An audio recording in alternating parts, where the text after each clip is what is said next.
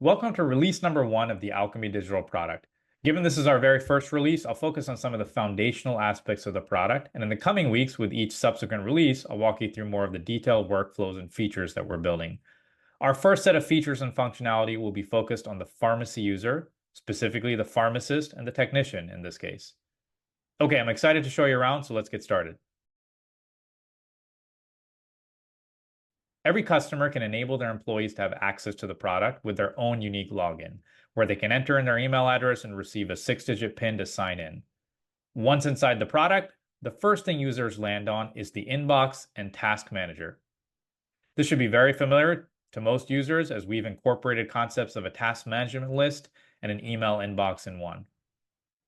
The inbox is separated into two separate sections. The first is the actions needed section.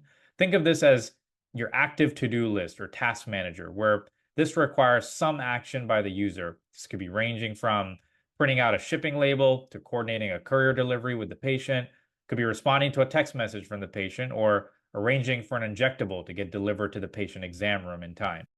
You can also actively sort and filter through this inbox for something you're specifically looking for. Maybe you just want to see tasks or just your messages. The second part of your inbox is the waiting for pickup queue. These are prescriptions that have been filled that are not going to be mailed or sent out by a courier delivery at this point. So they're sitting in a bin at the pharmacy waiting for the patient to come in to pick up. And this provides the pharmacy team a quick view of what's in flight for that day. Let's go click on a task and navigate over to the patient profile.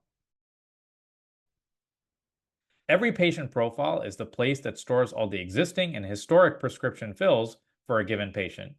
You can get to a patient profile by clicking on anything from the inbox like we just did, or simply searching for a patient in the search bar at the top of the page. At the top of the patient profile, you will see some basic demographic info about the patient, and then in the main part of the page, you will see the banner notification card, which kicks off a number of key actions for an existing prescription. In this case, we're clicking on the banner notification to notify the patient that they have 2 medications ready for pickup. Now, moving down on the page, you'll see other pertinent information about this patient laid out in columns. The first column on the left showing you the historical prescriptions fills for this patient. The second tab showing you the active and previous prescriptions on file. And the third column showing you insurance and other coverage and patient out-of-pocket costs. Now navigating over to the most dynamic part of the patient profile is the patient timeline view. When we set out to build the patient timeline view, we noticed that all our clinics were using an EMR and a pharmacy management system as part of the in-house pharmacy that we launched, but there was no source of truth on the timeline events related to the patient and his or her prescriptions. So we set out to build this with a timeline view that consolidates all the messaging history and fill history for a single patient into one consolidated and chronological view. This helps pharmacists and technicians get a quick snapshot of what's going on with the patient and the most recent interactions and recent prescription events in chronological order.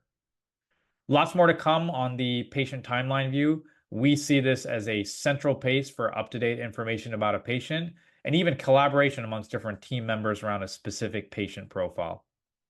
Thanks for watching, and I'll see you in a couple weeks for our next release video.